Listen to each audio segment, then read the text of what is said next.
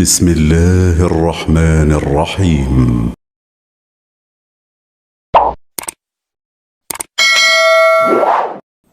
Bismillahirrahmanirrahim. Assalamualaikum warahmatullahi wabarakatuh. Alhamdulillahi rabbil alamin. Wassalatu wassalamu ala sayyidil mursalin Sayyidina Muhammadin wa ala alihi wa sahbihi wa dhurriyyatihi wa ummatihi ila yaumiddin. Wa ba'du. Faya ibadallah, usi nafsi wa iyyakum bitaqwallahi faqad fazal muttaqun. Fala tamutunna illa wa antum muslimun.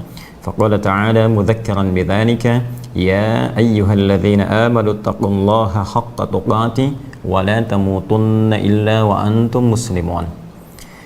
Saudara-saudariku, apa kabar? Alhamdulillah kita diperkenankan oleh Allah Subhanahu wa taala untuk berjumpa kembali dalam tayangan live kita setiap malam Jumat untuk mengkaji turunan dari makna ayat-ayat Allah yang terhimpun dalam Al-Qur'anul Karim, dan kita juga membahas detail dari penjelasan Nabi Sallallahu Alaihi Wasallam terkait dengan penjelasan ayat-ayat Allah Subhanahu Wa Taala dalam sunnahnya, dan kita beri nama Al-Quran Sunnah Solution.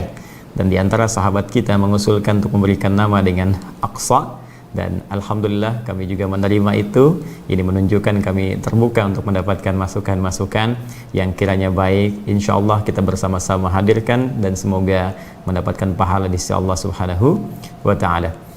Yang kedua, kita bermohon pada Allah Subhanahu wa taala sebelum memulai kajian kita di malam insya Allah mulia ini, semoga Allah senantiasa memberikan hidayah kepada kita semua. Bagi saudara-saudari kita yang belum mendapatkan hidayah Islam, semoga di malam ini dikuatkan hatinya, dimantapkan jiwanya untuk bisa berislam sebelum ia diwafatkan oleh Allah Subhanahu wa taala. Dan semoga bagi yang telah muslim, saya, Anda, kita semua diberikan juga hidayah oleh Allah Subhanahu wa taala untuk menikmati keislamannya, baik dalam bentuk ibadah, ada hidayah seperti telah kita ulas yang Allah berikan untuk memberikan kenikmatan pada kita dalam menunaikan ibadah. Untuk itu ada orang-orang yang senang memburu ibadah sunnah, bahkan melampaui yang fardunya. Ada orang mengejar sholat fardu saja, yang ini mengejar sholat-sholat sunnahnya. Ada orang menunggu puasa Ramadan saja, yang ini mengejar puasa-puasa sunnahnya. Bahkan dalam setiap waktu dan kesempatan dia melihat amalan apa lagi yang kira-kira Allah perintahkan melalui Rasulnya, walaupun mungkin sekedar isyaratnya sunnah, tidak dalam bentuk ibadah yang fardu saja. Pun demikian di malam Jumat ini sudah kita masuki waktu-waktu untuk menunaikan ibadah-ibadah sunnah.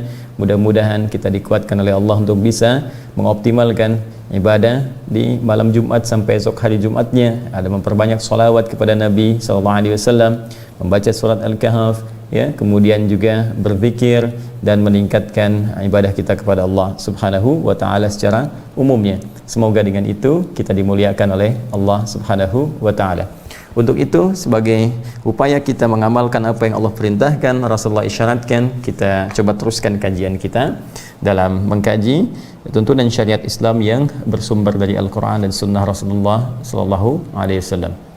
Teman-teman sekalian, di pertemuan yang lalu kita telah sampai di penghujung ayat ketiga di surah Al-Baqarah, dan kita telah jelaskan secara umum bahwa Allah Subhanahu wa taala pada ayat kedua di surah Al-Baqarah memberikan gambaran kepada kita bahwa ada sebagian dari hamba-hamba Allah yang istimewa, yang spesial, yang akan diberikan petunjuk khusus dalam setiap kehidupannya, yang dengan petunjuk itu akan mendekatkan orang-orang ini kepada kebahagiaan, akan memberikan jalan kemudahan dalam beraktivitas, akan ditolong oleh Allah Subhanahu wa taala saat mengalami kesulitan, bahkan dihadirkan rizki dari sisi yang tidak dia duga. Di samping Allah juga memberikan pengajaran kepadanya sehingga menambahkan pengetahuan bagi dirinya di luar pengetahuan-pengetahuan standar yang dimiliki manusia-manusia biasa.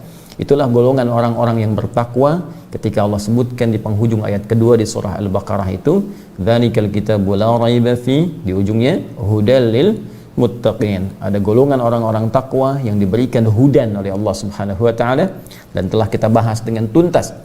Hudan seperti yang tadi saya sebutkan, ya, petunjuk menuju kesuksesan, kebahagiaan, kenyamanan beraktivitas, ketentraman dalam kehidupan, dan berbagai makna lainnya. Sehingga seringkali orang takwa dalam Al-Quran diberikan sifat-sifat dan karakter oleh Allah Subhanahu wa Ta'ala dengan segala kenikmatan dan kenyamanan kehidupan dunia, bahkan sebelum menuju akhiratnya. Ya, bukankah sering saya kutip misalnya Quran surah ke-65 At-Talaq di penghujung ayat kedua, di awal ayat ketiga, wa may yattaqillaha yaj'al lahu makhraja wa yarzuqhu min haitsu la yahtasib. Ya, siapa yang berusaha meningkatkan takwanya kepada Allah, masuk dalam golongan orang takwa. Jadi baru berusaha meningkatkan takwa saja, ya, yaj'al lahu makhraja, Allah akan berikan kepadanya solusi dari setiap persoalan yang tengah ia hadapi. Ya, makhraj, jalan keluar, solusi. Wa yarzuqhu min haitsu la yahtasib. Kemudian diberikan oleh Allah bimbingan mendapatkan rezeki, bahkan bisa jadi didatangkan dari sisi yang tidak dia duga. Ya, bahkan nanti seterusnya yaj'allahu min amrihi yusra, dimudahkan segala urusannya. Wattaqullaha la'allakum tuflihun. Tingkatkan takwamu kepada Allah supaya engkau bahagia.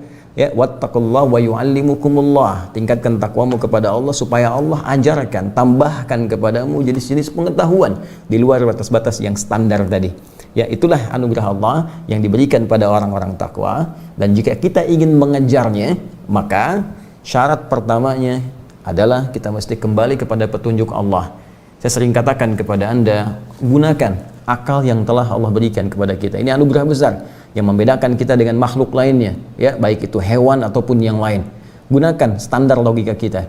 Bukankah kalau kita mengalami kesulitan dalam barang-barang kita, saya punya persoalan dengan handphone, Anda akan datang ke pembuatnya, ya kan? Anda datang minimal ke kantor handphone. Punya persoalan dengan mobil, datang ke bengkel mobil, demikian seterusnya.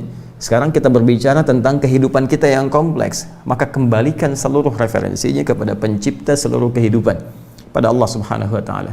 Jika Anda bertanya kepada Allah, bagaimana petunjuknya ya Allah, seperti apa pedomannya, maka kemudian Allah memberikan statement yang sangat tegas. Lihat dalam firman-Ku, lihat dalam kumpulan ayat-ayat-Ku, kumpulan yang sempurna, tidak ada celahnya, tidak ada cacatnya, terukur dengan sempurna, tersusun dengan rapi, disebut dengan kitab namanya. Maka Allah tunjukkan dzalikal kitabu, ya, la raiba fi. Kamu kembalikan semuanya kepada Al-Quran yang telah tersusun dengan rapi, sempurna dari awal sampai akhir, nggak ada cacatnya. Itu sumbernya.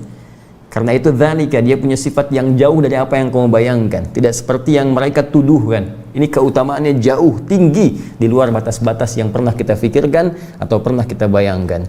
Jadi kembali kepada Al-Quran, gali isi Al-Quran yang dengan itu segala kemuliaan yang dijanjikan, insya Allah Allah berikan percepatan bagi kita untuk meraihnya, seperti pernah Allah berikan dan buktikan, serta dibuktikan lewat sejarah pernyataan tadi, dengan mengangkat status jahiliyah orang-orang Arab pada masa lalu menjadi khairu ummah, dirubah dari jahiliyah menjadi khairu ummah, yang kemudian ditebarkan sifat kebaikan ini di seluruh konteks kehidupan keduniaan yang kita rasakan sampai dengan saat ini.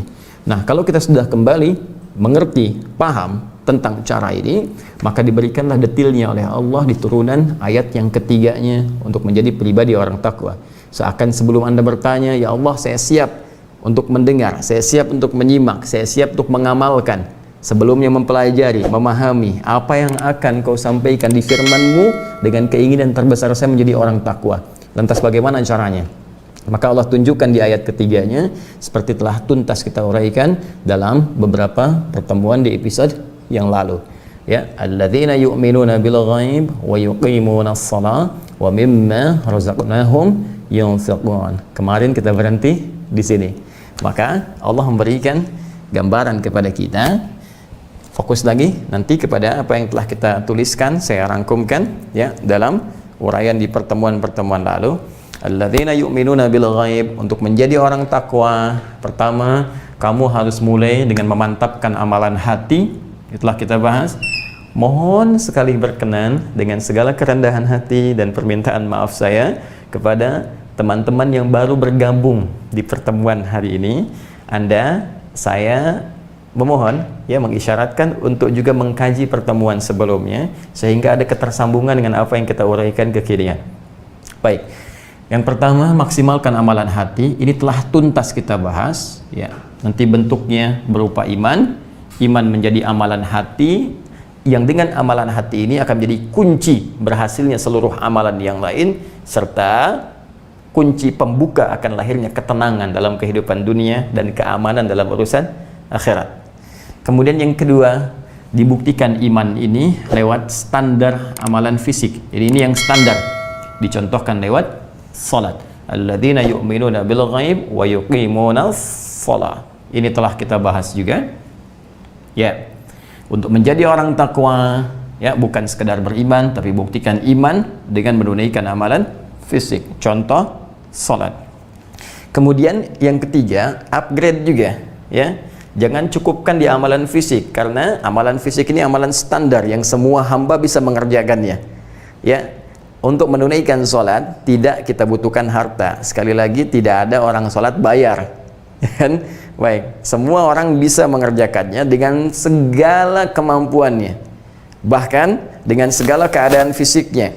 Silakan teman-teman cek. Saya sering katakan, banyak limpahan hadis-hadis Nabi SAW yang menerangkan kemudahan isyarat sholat yang disampaikan dalam Al-Quran. Orang tak bisa berdiri, dia boleh duduk, ya kan? Amalan fisik. Orang tak bisa duduk pun, saking pentingnya amalan fisik, silahkan berbaring. Orang dalam berbaring kesulitan, silahkan dia bergerak. Yang penting gerakannya dia bisa kerjakan. Tak bisa bergerak pun dia bisa gunakan dengan isyarat.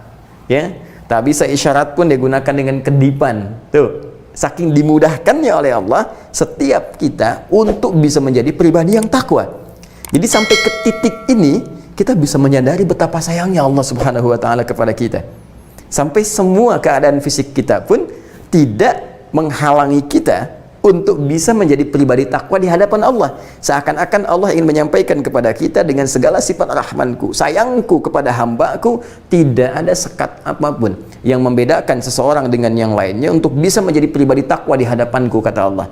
Jangan pernah Anda mengecilkan seseorang yang fisiknya mungkin terlihat tidak biasa seperti yang lain. Tidak. Boleh jadi di situ ada keistimewaan. Ya. Mohon izin teman-teman sekalian, bahkan mungkin bagi sementara orang yang dianggap hartanya kurang, ternyata ibadah fisiknya luar biasa. Ya, sholat berjamaahnya, bangun malam tahajudnya, ya, bagaimana dia mendekat kepada Allah dengan semangatnya. Ada yang kelihatannya kakinya lumpuh tapi sholatnya tidak pernah tertinggal. Ada yang kelihatannya matanya seperti tak bisa melihat, padahal Allah tutup maksiat supaya tak dilihat oleh matanya sehingga hisabnya ringan di hadapan Allah Subhanahu wa taala. Tapi semangat sholatnya luar biasa. Dan itu miniaturnya bahkan dicontohkan sejak zaman Rasulullah SAW. Bukankah kisah Abdullah bin Abi Umi Maktum itu yang kemudian melahirkan azan 2 kali di waktu subuh itu, khususnya saat Ramadan? Bukankah kisah ini diawali dengan semangat beliau menunaikan sholat berjamaah di masjid? Dengan segala keterbatasan fisiknya. Jadi terkadang kita ini selain menyadari kasih Allah kepada kita yang dalam, juga kadang-kadang mesti banyak merasa malu dan introspeksi diri. Bahwa dengan segala keistimewaan yang Allah berikan kepada kita, fisik yang lengkap, sempurna, luar biasa, ya, harta yang dicukupkan oleh Allah, kemampuan yang luar biasa, Allahu Akbar. Orang nggak punya sepeda, masih ke masjid. Anda diberikan sepeda, diberi motor, dikasih mobil, bahkan masjidnya nempel dengan rumah Anda. Dalam situasi itu pun belum bisa tergerak untuk menunaikan jamaah. Anda perlu dikasih apa lagi? Atau bahkan dalam kondisi nggak bisa ke masjid pun, ada pandemi, di rumah pun masih belum tepat waktu juga sholatnya. Ya Allah, belum, Allahu Akbar. Ya, belum apa lagi yang dicukupkan oleh Allah untuk membuat kita lebih dekat dengannya. Ya, karena itu kembalikan ke sini teman-teman sekalian. Ini amalan fisik, maksimalkan oleh kita. Kemudian jangan cukupkan di sini, tapi berusaha untuk menaikkan, mengupgrade status takwa kita di hadapan Allah, sehingga dengan itu kemuliaan akhiratnya bisa bertambah, plus dunianya pun bisa melebihi batas-batas ibadah standar. Apa itu? Masuk pada yang selanjutnya, yaitu amalan harta. Ya, karena itu saya sampaikan di pertemuan yang lalu antara perbedaan amalan fisik dengan amalan harta. Dari segi pahalanya saja, yang ini ya mendapatkan 10 poin seperti disebutkan di Quran surah ke-6 itu di ayat yang ke-160, ditafsir diantaranya dengan Quran surah ke-11 ayat 114. Man jaa bil hasanati falahu asyru amthaliha, di Quran surah Al-An'am ayat ke-160. Siapa yang mengerjakan satu perbuatan hasanah, dia mendapatkan 10 poin. Ini 10 poin akhirat, bukan dunia ya. Pahala itu, ingat, pahala itu poin akhirat, bukan poin dunia. Ya, kalau poin dunia itu dihitungnya hitungan yang hakiki. dengan konteks keduniaan. Dalam arti apa? Hitungannya real. 1 ya 1 karena ukuran dunia. 2, 3, 4, 5 sampai 10. Jadi begitu menghitungnya. Ya karena itu kalau Anda kumpulkan 1000, 2000, 3000, 4000 ya seperti itu. Tapi akhirat dimensinya lain. Ukuran waktunya berbeda. Ya dari segi ukuran saja sudah berbeda, apalagi kalau bicara pahala. Karena itu kalau kita berbicara ukuran waktu dunia dengan akhirat, sehari akhirat bisa 1000 dunia. Karena itu ukuran pahalanya, kata Nabi, orang yang baru datang ke masjid saja dengan niat ibadah, belum mengerjakan apapun, di hadis Muslim dapat 25. Jarak satu keduanya 500 tahun, 2 ketiga 500 tahun, 3 keempat 500 tahun. Kalau kita tarik ini, ya konteks hitungan pahala ini, misalnya rumusnya kita tarik ke dalam konteks standar pemberian pahala dengan 10 tadi, Anda tinggal kalikan saja. Ya, ini amalan fisik yang salat. Nah, salat disebut hasanah di Quran surah ke-11 ayat 114. Aqimis salata tarafay nahar wa zulafan minal lail innal hasanati yudhibnas sayyi'at. Tunaikan salat di antara kedua siang itu, zuhur sampai dengan ke asarnya, sampai dengan ujungnya ke malam, sampai dengan ke subuhnya, maghrib, isya sampai subuh. Anda kerjakan 5 waktu itu disebut hasanat, bentuknya jama'. 1 hasanah, jamaknya hasanat. Innal hasanati, sungguh semua hasanah itu. Jadi salat subuh hasanah, zuhur hasanah, asar hasanah, maghrib hasanah, isya hasanah. Semuanya itu yudhibnas sayyi'at, bisa menjadikan peluang bagi kita untuk mengentaskan segala keburukan-keburukan. Di antara yang bisa mengentaskan keburukan itu ya pahala. Ini jelas. Nah, sedangkan amalan harta, karena tidak semua orang bisa mengerjakannya, mesti berusaha dulu, ya, berikhtiar dulu, baru dia bisa kemudian mengerjakan amalan harta seperti infak dan turunan-turunannya. Maka pahalanya dibedakan oleh Allah Subhanahu wa Ta'ala, seperti saya jelaskan di pertemuan lalu. Bila amalan fisik 10, amalan harta bisa 700 yang standarnya. Ingat, jadi 700 itu standar, ya, standar pembelian yang diukur dengan dasar keikhlasan dalam hati kita. Ini ukuran utamanya, ini amalan hati. Ini yang mengukur semua amalan fisik, harta dan yang lainnya. Anda sholat amalan fisik tapi imannya tidak benar, kualitas hatinya buruk, keikhlasannya tidak ada, bahkan bisa disebut celaka oleh Allah. Fawailul lil musallin, celaka bagi orang-orang yang sholat, alladzina hum an sholatihim sahun, yang lalai dalam sholatnya. Ya kenapa dia lalai? Alladzina hum yura'un, yang dia itu hatinya nggak bersih. Ya, masih ada keinginan disaksikan oleh orang lain, ria. Orang sholat pengen disaksikan Allah, khabiq. Ini sholat disaksikan oleh makhluk.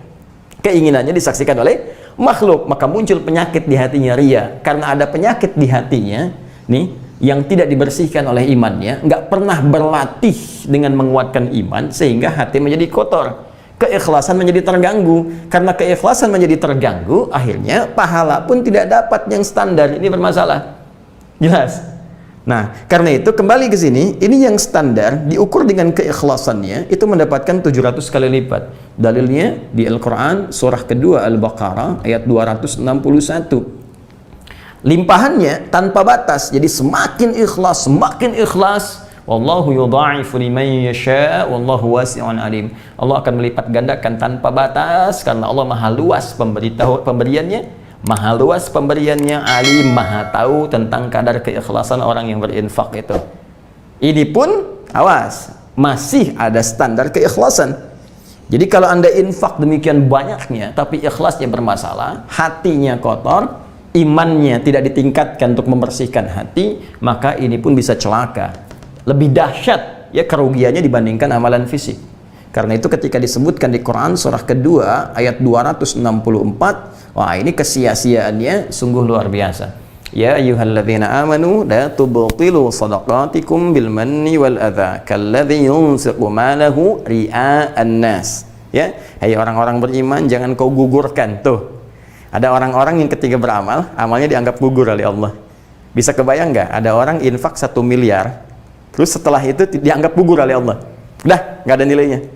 Ya, famathalu kamathali safwanin alaihi turabun fa asabahu wabilun fatarakahu salda. La yaqdiruna ala syai'in mimma kasabu. Allahu akbar. Seperti orang yang numpuk-numpuk pasir yang halus di atas batu yang licin, tiba-tiba kena air bah, habis semua, nggak ada apa-apanya. Ya, makanya disebut oleh Allah seperti orang yang kerja keras, sudah menenun sesuatu dengan lelah tapi tidak dapat apapun. Jelas? Ya. Siapa mereka ini? Seperti orang yang infak karena riya. Kalladzi yunfiqu malahu ria'an nas. Ya, infak 1 miliar tapi pengen masuk koran disebutkan, atau pasang spanduk dari Sabang sampai Merauke. Ya. Ini loh, kami nyumbang APD, kami nyumbang masker, pengen diketahui misalnya, ya, pasang spanduk dari Sabang sampai Merauke, disebut pengen di media dan sebagainya, hilang. Hilang. Ya, ini niat ini tipis sekali. Ya, kalau kita ingin motivasi, ingin melaporkan pada orang dari sumbangan orang, sah-sah saja, tapi menjaga niat itu penting, ya, untuk kita jadikan sebagai bekal menghadap Allah Subhanahu wa taala. Kembalikan ke sini teman-teman sekalian.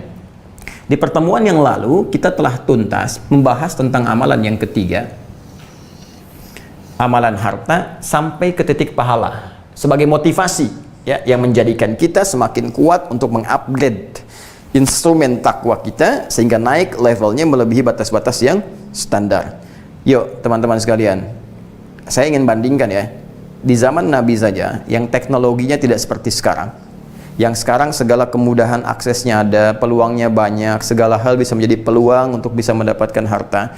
Zaman dulu saja, ketika dimotivasi oleh Allah dengan turunnya ayat-ayat keutamaan berinfak itu, keutamaan pahalanya, keutamaan anugerahnya, dampaknya terhadap kehidupan, keringanan dalam berbagai persoalan, itu menjadikan teman-teman di masa lalu, ya, sahabat-sahabat Rasulullah SAW, bagaimana mereka termotivasi untuk bekerja yang target utamanya bukan untuk menjadikan status sosialnya menjadi terupdate dengan sebutan-sebutan yang beragam, kaya kah, miliarder kah, ya, apakah orang yang paling hebat kah, paling luar biasa kah, aset banyak kah, bermewah-mewahan kah, tidak, ya. Tujuan mereka berusaha itu sederhana, supaya infak, bukan supaya kaya. Karena itu bagaimana Anda bisa melihat, bagaimana Anda bisa menyaksikan seorang Abdurrahman bin Auf dengan modal pakaian yang melekat pada dirinya, dengan ilmu manajemennya, berusaha mengupgrade diri sampai jadi orang paling kaya di masanya, yang kapaknya terbuat dari emas. Apakah tujuannya sekedar menjadi kaya? Tidak. Justru beliau berusaha untuk beraktivitas, dapat harta, ini capaian utamanya, supaya bisa infak dengan segala turunannya. Apakah zakat kah, ataukah infak yang sunnah kah, sedekah kah? Karena memang ingin mengejar ini motivasinya. Utsman bin Affan demikian, Umar bin Khattab demikian, Abu Bakar As-Siddiq demikian, radhiyallahu taala anhum jami'an. Sehingga ketika harta itu telah terkumpul, ringan saja ketika Nabi mengatakan anfiqu fi sabilillah, ayo infak, semua mengeluarkan. Tuh, coba lihat, itulah dasar pekerjaan yang dilakukan dengan iman. Ini poinnya. Karena itu orang-orang yang bekerja dengan iman itu ada kemudahan yang Allah berikan jalan untuk mendapatkan hartanya. Ya, bagaimana bekerja dengan iman? Salah satunya dia niatkan harta itu yang akan dihasilkan untuk kepentingan ibadah. Nah, sekarang saya tanya pada teman-teman yang bekerja, yang berusaha, baik bekerja dalam konteks yang swasta ataupun pegawai negeri atau berusaha, berdagang dan sebagainya. Saya mau tanya, selama ini bekerjanya benar nggak niatnya? Jangan-jangan selama ini cuma ngejar dunia saja. Berangkat gelap, pulang gelap, gitu kan? Tuntutan semua itu hanya untuk mengupgrade status sosial saja. Ayo, jangan-jangan selama ini bekerja hanya untuk punya rumah, ya? Hanya untuk bisa ganti handphone, hanya untuk bisa tampil beda, punya pakaian bagus. Kalau cuma begitu, jangankan Anda yang beriman, yang belum beriman pun bisa. Lantas di mana iman Anda? Jadi iman itu ada nggak gitu? Apa yang membedakan kita yang beriman dengan yang belum beriman? Mesti beda. Orientasi orang beriman ketika bekerja untuk mendapatkan harta, orientasi terbesarnya bagaimana dia bisa beribadah kepada Allah Subhanahu wa taala dengan hartanya. Karena itu turun Quran surah kedua itu ayat 172. Quran surah kedua ayat 172. Perhatikan perbedaannya dengan Quran surah kedua ayat 168. Ini yang standar, ini untuk orang beriman, yang ayat 172. Ayat 168, paling kanan sebelah bawah. Ya ayyuhan nas, hukumnya universal untuk semua manusia. Hei semua manusia, kulu mimma fil ardi halalan thayyiba. Silakan bekerja, beraktivitas, cari makan di sebagian tempat di bumi yang bisa kamu dapati dengan cara yang legal, dapatkan yang baik-baik untuk kamu konsumsi. Itu rumus umum, universal. Jelas? Nah, kalau sudah saya sampaikan dan adzan berbunyi, itu tandanya benar. Ya. Oleh karena itu, yang paling menarik, ketika Allah Subhanahu wa taala turunkan ayat ini, hukumnya masih umum. Semua manusia boleh ikut, yang beriman, yang belum beriman. Kalau mengamalkan itu, Anda akan sehat. Kata Allah, cari harta dengan benar, jangan menipu, jangan korupsi, cari yang halal. Jelas? Dari situ hasilnya, cari yang dibutuhkan yang baik-baik, makan yang dibutuhkan, berpakaian yang dibutuhkan. Kalau seperti itu cara hidupnya, maka beban menjadi berkurang. Tapi lihat baik-baik, ketika Allah menyeru pada orang beriman, kalimatnya berbeda dan hasilnya tak sama. Apa rahasianya? Seperti apa memahaminya? Nanti kita lanjutkan setelah kita menyimak adzan. Allahu Akbar, Allahu Akbar. Kemudian tunaikan salat Isya. Ba'da Isya kita lanjutkan dengan rahasia dalam Al-Quran yang belum banyak terungkap. Subhanakallahumma bihamdika asyhadu an la ilaha illa anta astaghfiruka wa atubu ilaik. Bismillahirrahmanirrahim. Assalamualaikum warahmatullahi wabarakatuh. Alhamdulillah wassalatu wassalamu ala Rasulillah wa ala alihi wa sahbihi wa man wala wa ba'du. Saudara-saudariku, berjumpa kembali untuk melanjutkan kajian kita dalam Aqsa Al-Quran Sunnah Solution. Setelah kita menunaikan salat Isya berjamaah, kita tentunya bermohon pada Allah Subhanahu wa taala semoga salat yang telah kita tunaikan berkenan diterima oleh Allah Subhanahu wa taala. Demikian saya mengajak kepada saudara-saudariku yang belum menunaikan salat Isya, yang barangkali di sebagian wilayah yang terhubung dengan kajian kita malam hari ini belum tiba waktu Isya. Semoga Allah Subhanahu wa taala mudahkan teman-teman untuk menunaikannya. Maka tingkatkan kualitas salat kita dan kuantitasnya sehingga lebih bernilai daripada salat-salat sebelumnya yang telah kita tunaikan. Bila nanti tiba waktunya, kerjakan dengan berjamaah. Bila mampu ke masjid, tunaikan ke masjid. Dan semoga itu semua punya nilai di hadapan Allah ketika kita lakukan dengan penuh keikhlasan. Mari kita lanjutkan kajian kita terkait dengan ibadah harta berupa infak. Tadi saya sampaikan bahwa motivasi para sahabat dulu ketika mereka diturunkan oleh Allah Subhanahu wa taala melalui Rasulullah sallallahu alaihi wasallam ayat-ayat untuk mengupgrade ya instrumen takwa mereka dari ibadah fisik menjadi ibadah harta. Itu kemudian mereka tergerak seluruhnya untuk mewujudkan apa yang Allah perintahkan, dan target utamanya bukan kuantitas hartanya, bukan status sosialnya, tapi lebih kepada status robbaninya, pandangan Allah kepada nilai penghambaan mereka, harapan mereka untuk mencapai target takwa seperti yang dijanjikan oleh Allah Subhanahu wa taala. Itu yang menjadikan pola pencarian harta benda itu di Al-Quran diisyaratkan dengan dua bagian utama yang standar. Bagian pertama adalah hal yang menjadi hukum universal seperti tadi saya terangkan menjelang Isya di Quran surah kedua Al-Baqarah di ayat ke-168 ketika Allah menyampaikan ya ayyuhan nasu, hei semua manusia. Ingat, nas itu memanggil keseluruhan manusia tanpa kecuali. Ya, kita telah bahas dalam program Sitama, disebutkan 241 kali dalam Al-Quran terkait dengan hukum fikihnya secara umum, secara global. Jika disebutkan, ingat, panggilan dengan manusia sepanjang tidak ada hal spesifik yang mengkhususkannya, maka hukumnya secara fikih bersifat universal. Artinya, sepanjang menjadi manusia, maka informasi yang disampaikan di ayat itu akan sangat bermanfaat digunakan dalam titian aktivitas di kehidupan, sekalipun ia belum beriman. Contoh ayat ini, kulu mimma fil ardi halalan thayyibah. Kata Allah, silahkan bekerja, silahkan mencari apa yang dibutuhkan oleh fisik Anda, minimal untuk makan. Maka silahkan merantau di sebagian tempat yang Anda bisa singgahi di bumi. Ini umum sifatnya, Anda bekerja silahkan. Anda tinggal di Jakarta tapi tidak ada peluang di Jakarta, geser dikit, entah ke Bekasi atau ke Depok atau ke Bandung atau ke luar Jawa, silahkan. Sebaliknya, Anda yang di luar Jawa, tinggal di Sumatera, di Kalimantan, belum ada peluang di tempat Anda menetap, cari peluang di tempat yang lebih banyak bisa Anda dapatkan. Anda bisa ke Jakarta, Anda bisa ke Jawa atau beberapa tempat yang bisa didapatkan. Intinya, visinya Anda bisa memenuhi kebutuhan hidup. Sangat sederhana. Tapi kerjakan itu dengan legal, halal, jangan melanggar hukum, jangan korupsi, jangan menipu, jangan merampok, jangan membegal. Karena akan menyebabkan banyak persoalan yang sebelumnya tidak ada menjadi hadir. Ya, bukankah sering kita dapatkan persoalan-persoalan dimaksudkan tampak dalam berita harian? Ya, saya sering katakan mohon diingat-ingat kalau ingin berbuat maksiat. Minimal pertama, bayangkan ketika akan bermaksiat Anda wafat. Jelas. Kemudian setelah itu bayangkan dampaknya pada keluarga. Jika Anda seorang anak ingin membegal misalnya, bayangkan ketika Anda diketahui status sosial yang bisa merambah ke ibunda Anda. Ya, bagaimana dengan ibu yang telah mengandung, melahirkan, kemudian disebut oleh masyarakat, ini loh ibu pembegal itu. Ketika Anda yang berniat untuk korupsi, lantas kemudian bayangkan ketika itu diketahui, dibuka oleh Allah Subhanahu wa taala, dan setiap keburukan pasti akan terbuka. Kalau bukan dunia, di akhirat. Ya, laqad ja'al haqq wa zahaqal batil, innal batila kana zahuqa. Demikian disebutkan di Quran surah ke-17 ayat 81 itu. Ya, telah tetap hukumnya kata Allah, kebenaran itu pasti akan mengalahkan kebatilan. Karena setiap kebatilan itu akan terungkap dan akan kalah. Jadi kalau bukan di dunia, pasti ditampakkan di akhirat. Saya hanya ingin gambarkan kepada Anda, ketika Anda merasa nyaman dengan korupsi, ngambil harta orang, tiba kemudian dibuka oleh Allah, diketahui Anda, pernah nggak Anda berpikir bagaimana keadaan anak-anak Anda? Ketika di sekolahnya disebutkan, oh kamu yang bapaknya koruptor itu.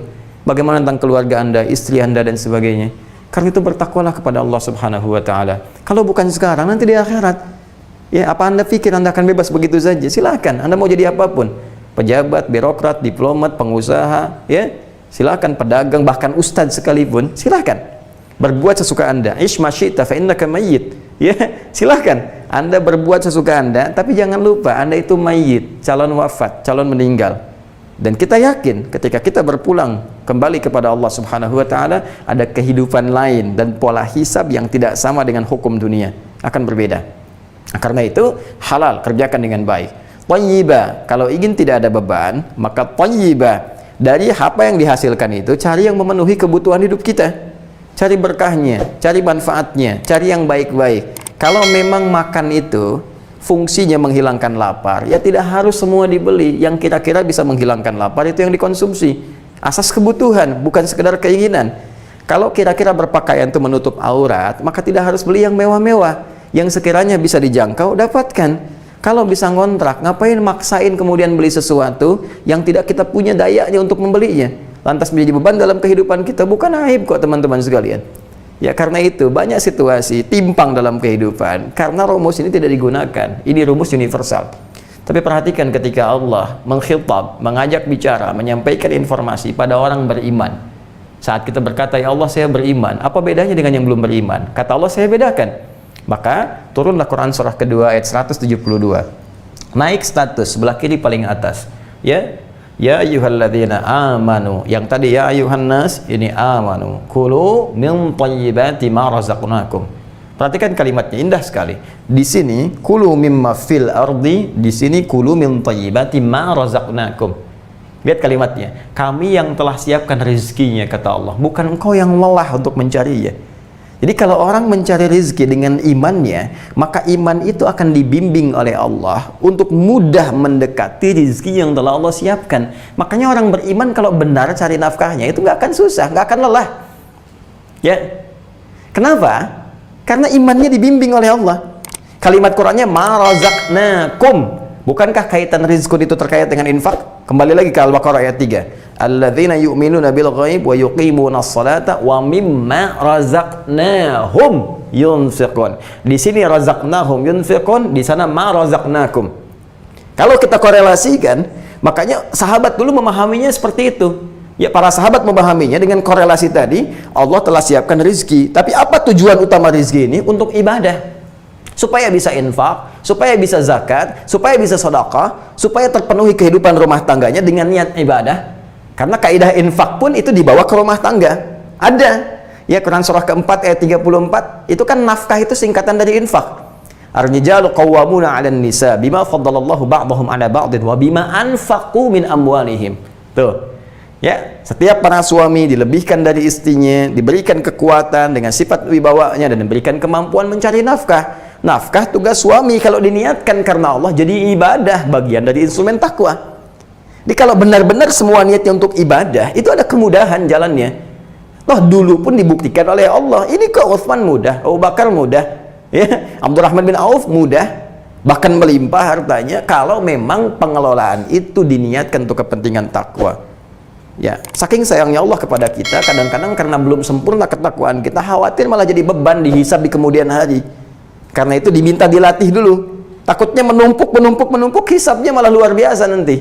Ya, nggak kuat kita menjalani itu semua. Karena itu penting tarbiyah itu secara bertahap. Hati perbaiki dulu, jalani dengan baik. Yang ingin saya sampaikan adalah, ini penekanannya. Orang-orang yang berusaha mendekatkan dirinya kepada Allah Subhanahu wa Ta'ala dengan niat ibadah, maka langkah kemudahan akan didapatkan. Apalagi kalau takwanya, Allahu Akbar, sudah levelnya naik, ya bukan standar orang biasa. Maka ayatnya pindah ke Quran surah ke-7 ayat 96. Walau anna ahlal qura amanu wattaqau la fatahna alaihim barakatin minas sama'i wal ard. Kalau satu penduduk negeri beriman dan bertakwa kepada Allah, sudah meningkat takwanya, tuh, yang ini nas, yang ini iman, yang ini amanu wattaqau. Ini level manusia, ini orang beriman, ini sudah iman naik ke level takwa. La fatahna alaihim barakatin minas sama'i wal ard. Kami buka semua pintu keberkahan di langit dan di bumi. Lebih mudah lagi. Jadi kembali kaidahnya, ketika Anda ingin berniat mengupgrade diri dari amalan fisik naik kemudian ke amalan harta, ya kan? Dengan kondisi apapun, ingat ya, jangan menghukumi diri dulu. Jangan Anda mengatakan, kayaknya nggak mungkin Ustadz, modal saya pas-pasan, sekarang kondisi pandemi, pekerjaan nggak ada. Hei teman-teman, bukankah miniatur kehidupannya sudah ditampakkan oleh Allah? Pernah tahukah Anda, ketika seorang Abdurrahman bin Auf, hartanya dirampas oleh orang-orang Quraisy, nggak ada corona, nggak ada covid, nggak ada apapun, harta dirampas semua, hijrah, cuman bawa pakaian yang melekat di badan. Ya, Anda sekarang rumah masih ada, aset masih ada, masih mengeluh di hadapan Allah. Ya, modal apa yang Allah memberikan kepada Anda? Abdurrahman bin Auf modalnya cuma dirinya sendiri, pakaian melekat di badan, hijrah 400 kilo jalan kaki dari Mekah ke Madinah, ke Yathrib waktu itu, lantas berubah jadi Al-Madinah Al-Munawwarah.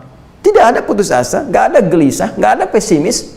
Apa yang dibangun? Dibangun ketakwaan dulu. Makanya kalau takwa sudah meningkat, kedekatan dengan Allah sudah menguat, jalan jadi terbuka. Bukankah pemberi rezeki itu Allah? Bukankah yang maha memberi itu Allah? Bukankah yang memudahkan Allah? Sekarang Anda pengen mudah, pengen kaya, pengen dapat rezeki, tapi jauh dari Allah. Ya bagaimana Allah bisa memberi? Karena itu sebelum kita menghadirkan kegelisahan, lebih baik kejar dulu ketakwaan. Anda latih dulu penguatan iman. Dalam situasi ini, itu justru diberikan oleh Allah kondisi seperti ini, supaya kita bisa memantapkan salah satunya ini. Kuatkan iman kita, latih ibadah fisik. Ini sudah pengen lompat ke tangga ketiga, yang kedua aja belum maksimal. Anda pengen harta, tahajud aja belum mampu. Anda pengen harta, puasa aja belum maksimal. Anda pengen harta, sekedar baca Quran pun belum sanggup. Gimana cara berpikirnya? Anda kan kalau mau naik tangga, Anda kan naik ke tangga 1, tangga 2, baru tangga 3. Naik langsung ke tangga 3, kaki bisa kram. Kalau tidak bisa melampaui batas-batasnya. Ya. Itulah teman-teman sekalian, daripada otaknya kram, ya kram kaki masih diluruskan, otak kram bahaya. Hati kram itu yang luar biasa. Tidak mudah mengatasinya. Karena itu, dalam kondisi-kondisi seperti sekarang, Anda kembalikan ke sini, kuatkan iman kita kepada Allah. Belajar turunan iman. Ya, pondasinya dikuatkan. Iman itu kan standarnya, itu kan ada 6, ya kan? Dikenal dengan rukun iman. Tafsirnya di hadis Nabi. Sekarang kitabnya banyak, tinggal klik keluar hadis Al-Bukhari. Ya, kitab yang kedua setelah Badul Wahyi, Kitabul Iman, 57 hadis. Dalami dulu. Khususnya iman terhadap qada dan qadar, ya. Setelah iman kepada Allah, iman kepada malaikat, kitab, rasul, hari akhirat, qada dan qadar. Di antara qadar itu turunannya rizki, ya kan? Walladzi qaddara fahada, diberikan ukuran rizkinya cukup, ya. Wa amma idza mabtalahu faqadara alaihi rizqa. Faqadara alaihi, dicukupkan oleh Allah. Kalau setiap manusia belajar satu ayat ini saja, lapang hidupnya. Allah itu maha sayang, tak mungkin menistakan hambanya. Allah itu maha memudahkan, tak mungkin menyulitkan hambanya.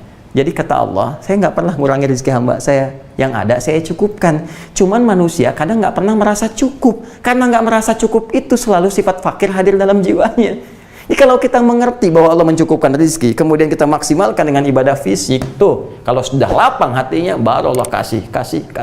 Maka orang kalau sudah punya ilmunya, diberi apapun akan dikeluarkan sesuai ilmu. Maka semua yang keluar jadi manfaat dalam kehidupannya.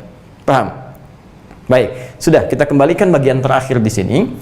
Karena itu orang-orang dulu berusaha mengejar amalan lewat hartanya, bukan hanya sekedar terfikir seperti orang sekarang, mengupdate status secara sosial, menjadi lebih tinggi, jadi lebih kaya, lantas pamer. Tuh lihat tuh, kalau iman ini tipis, goalnya nggak sama.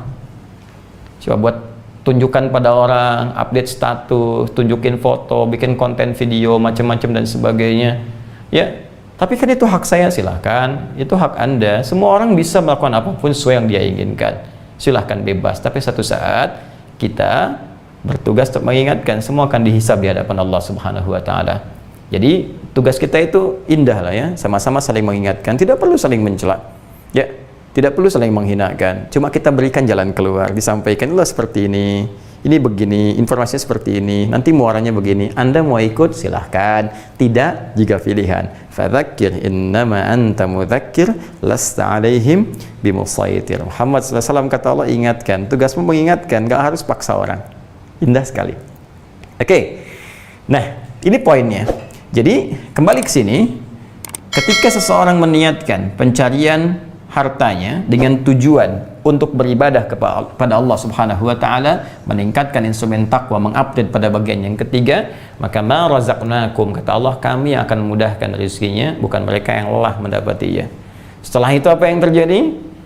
Bukan hanya sekedar status dunia ditinggikan oleh Allah, ya. Bagaimana cara meninggikannya? Perhatikan sini.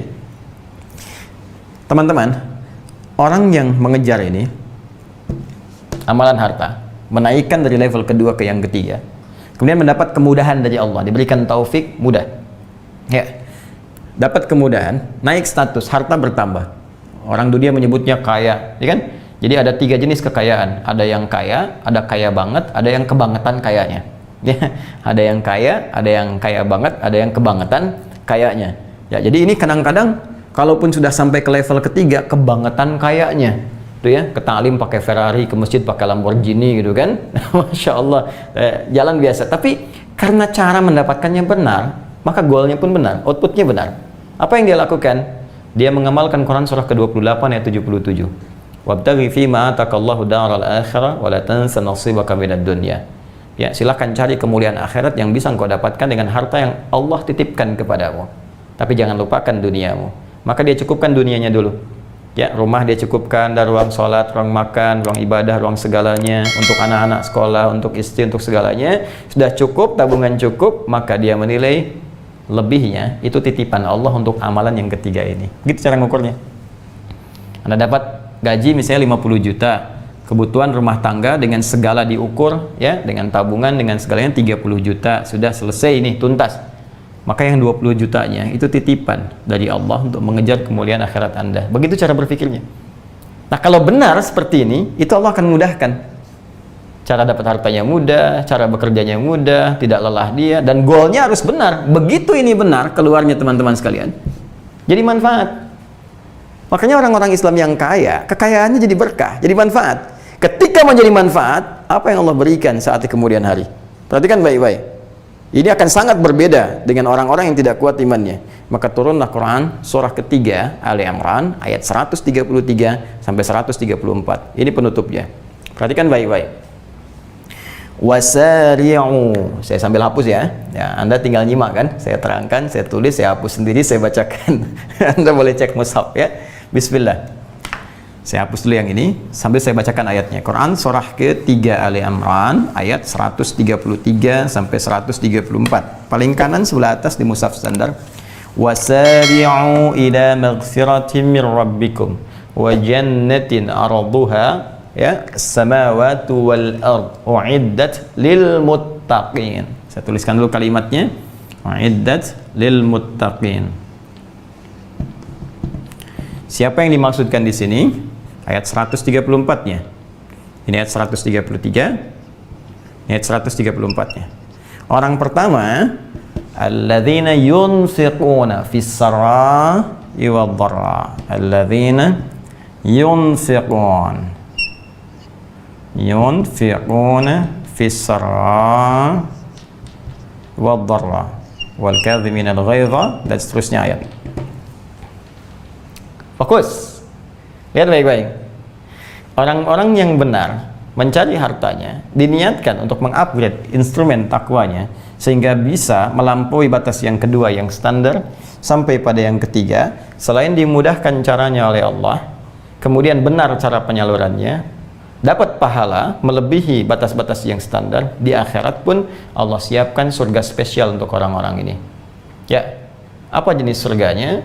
Arduhas samawati wal ard. Maka ia diberikan janji oleh Allah akan menghuni surga yang seluasnya, yang luasnya seluas langit dan bumi. Ya, seluas langit dan bumi. Allahu Akbar, komplek tinggalnya di surga seluas langit dan bumi. Tuh. Ayo coba yang sekarang memperluas lahannya, seluas apa Anda di dunia punya lahan? Apa fasilitas yang Anda sering banggakan? Silahkan, ada nggak yang punya di bumi saja? Ada yang punya rumah seluas bumi? Nggak ada. Orang paling kaya di dunia rumahnya seluas apa coba? Ya, coba cek sekarang orang paling kaya hartanya 1.500 triliun. Ya, BG itu, Bill Gates misalnya. Istrinya Melinda Gates, punya beberapa anaknya kemudian. Silahkan cek rumah mewahnya. Atau yang lain-lain, silahkan bandingkan. Untuk sekedar kita cari perbandingan. Dicek silahkan. Ya, ada nggak sekaya-kayanya orang bisa punya aset sedunia, semuka bumi? Tidak ada. Ya, tapi janji ini sangat luar biasa. Saya sering katakan Allah kalau sudah berjanji pasti menepati. Itu ada kaidah di Quran surah ketiga ayat 9. Ya, innallaha la yukhliful mi'ad. Sungguh Allah kalau sudah berjanji pasti akan ditepati. Tidak akan pernah menyalahi janjinya. Beda dengan manusia. Ya, kau yang memulai, kau yang mengakhiri. Kau yang berjanji, kau yang mengingkari. Allah tidak. Tidak, Allah berjanji pasti ditepati. Orang-orang yang mau beramal dengan amalan tertentu, kata Allah, aku akan berikan fasilitas baginya saat pulang kepadaku di akhirat dengan tempat seluas langit dan bumi. Silahkan.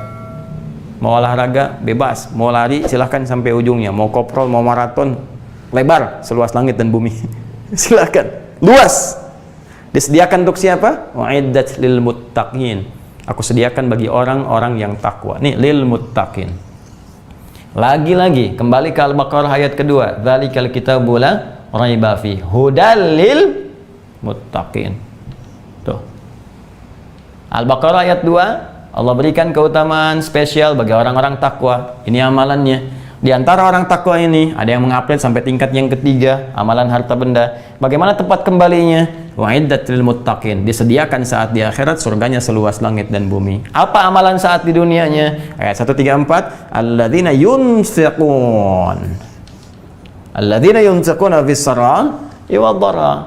Bandingkan dengan Al-Baqarah ayat 3, alladzina yu'minuna bil ghaib wa yuqimuna sholata wa mimma razaqnahum yunfiqun. Al-Baqarah ayat 3, yunfiqun. Ali Imran 134, alladzina yunfiqun. Orang-orang yang senang infak. Menggunakan alladzina, terbuka. Saya telah terangkan dengan total. Alladzina disebutkan 1080 kali dalam Al-Quran. Sifatnya umum, terbuka luas. Karena itu Allah membuka setiap kesempatan ini bagi siapapun yang pengen. Besar, kecil, tua, muda, laki-laki, perempuan, bebas. Silahkan, kata Allah terbuka. Yang pengen, silahkan. Mumpung masih hidup. Kalau sudah wafat, tidak ada peluangnya. Sampai mereka mengatakan, fa'asaddaqa wa aqum minas shalihin. Beri kesempatan untuk infak ya Allah. Beri kesempatan. Sekejap saja. Maka kalau saya bangun sedikit, saya infakkan semua harta saya untuk mendapatkan ini semua. Ya. Karena itu mumpung masih ada kesempatan, ukur diri kita dengan ukuran-ukuran standar tadi. Dengan cara yang benar. Jangan sembarangan. Tiba-tiba setelah kajian ini semua diinfakkan. Anda nggak dapat apa-apa. Tidak. Ada standar yang benar. Makanya belajar dengan tertib, dengan baik, dengan terukur. Supaya benar cara mengerjakan ya amalan-amalan ibadah kita. Kembali ke sini. Fisarra iwad dharra, baik dalam keadaan lapang ataupun sempit. Dalam keadaan lapang, penghasilan masih bagus, sebelum pandemi masih cukup banyak, bisa berbagi, ya, sebulan bisa 10 juta. Dharra, sempit sekarang, jangankan untuk keluar pada orang, untuk kebutuhan pribadi masih ditata-tata, tapi Masya Allah, di rumah ada mangga 3, 1 masih bisa dibagi, kan? Tidak harus berupa uang. Saya sering katakan dari awal, infak itu adalah berbagi kasih dengan materi. Jangan selalu dipahami dengan uang. Lihat aset Anda, pakaian Anda, buka sih lemari pakaian Anda berapa. Ya? Anda mungkin untuk makan cukup. Orang lain tuh untuk makan mungkin susah. Kenapa nggak Anda buka pakaian Anda? Bisa diinfakkan ke mereka. Mereka mungkin bisa jual. Dari situ ada ya yang bisa digunakan untuk beli makanan. Atau sebagian bisa digunakan. Atau Anda bisa berbagi makanan. Ya, saya sering katakan, ingat, Allah menitipkan pada kita peluang banyak untuk beramal. Mumpung belum ditukar. Belum dipindahkan tugas amalan itu. Anda, saya, misalnya, kita bertugas nih, ya, lalu dititipkan nih saya tugaskan kamu dari pimpinan kita, 100 juta tolong bagikan, ya 20 juta untuk kamu, 80 juta sebarkan. Anda cuma pakai 20 juta tapi tahan-tahan yang 80 juta, ketahuan oleh pimpinan Anda selama setahun nggak pernah dibagikan, ya kan ditarik. Sini, saya ambil lagi yang 80 juta, saya pindahkan pada yang lain, kamu kerjakan tugasnya. Sama persis. Anda jangan mengupdate status sebagai orang kaya, orang paling hebat, ingin tampil di mana-mana. Itu cuma ujian. Ketika Anda tidak lulus menggunakan ujian itu dan merasa itu menjadi sebagai hasil pribadi, capaian pribadi, boleh jadi tugas itu akan ditukar oleh orang lain. Ya, boleh jadi tugas itu akan ditukar oleh Allah dengan orang lain. Dipindahkan pada orang lain untuk beramal. Ya, atau bahkan Anda diwafatkan, selesai kemudian urusan dunia Anda dan berpindah tugaslah itu kepada mungkin anak keturunan Anda atau orang lain, atau mengalami situasi yang tidak benar. Anda hebat ahli manajemen, tiba-tiba habis semua harta Anda meninggal, tukar pada keturunan nggak punya kemampuan, habis aset, pindah ke orang lain. Bisa terjadi ya, karena itu hidup yang seimbang. Jadi kaya itu harus ya, dan riwayat menyebutkan Nabi itu biasa saja melihat kekayaan, nggak khawatir. Kaya dipandang biasa. Jadi bagi orang Islam, kaya itu biasa. Yang Nabi khawatirkan adalah orang Islam yang tidak mampu memanage kekayaannya. Ini nggak usah bangga, karena di Islam itu kaya itu dianggap biasa. Sama aja dengan yang lain, itu jadi passion untuk meraih akhirat. Ya, kita bagi orang beriman, capaiannya akhirat. Dan Allah berikan banyak peluang. Tinggal kita milih passionnya mau di mana. Anda yang sampai malam Jumat ini belum memilih, tinggal pilih. Ada bentangannya, ada 4-5. 1, bisa lewat ilmu. Karena itu Anda silahkan belajar, cari surga dengan itu, niatkan untuk ibadah, toh wafat juga pada akhirnya. Ada yang dengan kedudukan jabatan, ya mumpung punya kedudukan, bikin polisi kebijakan yang baik, jangan menyimpang, ya tanda tangan di situ, kejujuran, tulis suratkan tanda tangan, ya semua harus punya integritas. Begitu tanda tangan menyebar, semua orang jujur, Anda dapat pahalanya. Ya pada waktunya sholat, semua sholat, ya tanda tangan oleh Anda, cuman modal tanda tangan doang. Jangan harapkan semua mengerjakan, itu urusan Allah untuk memberikan taufik. Yang penting Anda beramal. Begitu Anda kerjakan, dari 100 karyawan, 10 orang sholat. Dengan melihat tanda tangan Anda, dapat pahalanya. Mumpung belum ditukar, toh besok mungkin pensiun, mungkin berganti, ya kan? Ada lagi yang harta, Anda cari lewat harta. Jadi yang harta sama dengan ilmu. Harta sama dengan kedudukan, yang beda itu cuma niatnya saja. Yang keempat, bahkan tenaga. Ya, karena merasa sadar rezeki Allah telah tetapkan. Yang penting saya bekerja sedikit, hidup dengan tenaga saya beramal. Ada yang ngabdi di masjid, ada yang tugasnya azan. Yang penting saya bisa ke surga, hidupnya nggak usah susah, begini aja yang penting rezeki tetap. Jadi cara pandang ini akan mengubah persepsi kita pada kehidupan dunia, capaian kepada akhirat, target jelas dari kehidupan nyaman. Jadi orang yang berusaha bekerja dengan tenaga untuk mendapatkan akhirat, dia tidak akan pernah merasa iri pada orang yang berjuang lewat harta. Nggak akan ngaruh, mau kayanya silahkan. Toh saya cukup dengan yang ini. Ya, mau tinggi aja silakan. Kedudukan kalau bisa yang tinggi silakan, supaya bikin kebijakan yang baik. Dia nggak akan mengeluh, nggak akan iri. Yang punya ilmu silahkan beramal dengan ilmunya. Itu yang ditunjukkan lewat kehidupan masa lalu. Makanya zaman Nabi itu luar biasa kalau kita mau gali sejarah. Coba belajar sirah dengan benar.